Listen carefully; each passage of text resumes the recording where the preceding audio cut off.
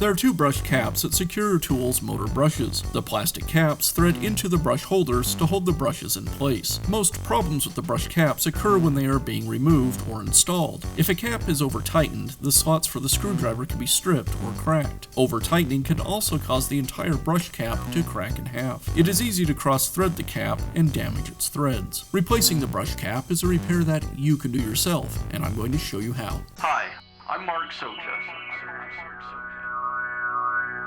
Do-it-yourself repairs like these are easier than you might think.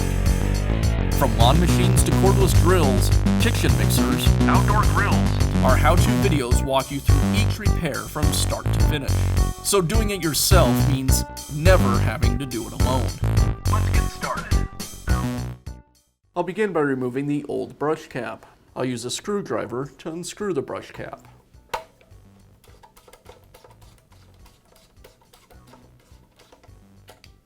And now I can remove it. Now I'll install the new brush cap. I'll push the brush into the brush holder and slide the cap over the top. A trick I like to use when I install brush caps is to first turn them backwards until the threads engage. And now I can tighten it. I'll be careful to not over-tighten it so it doesn't crack.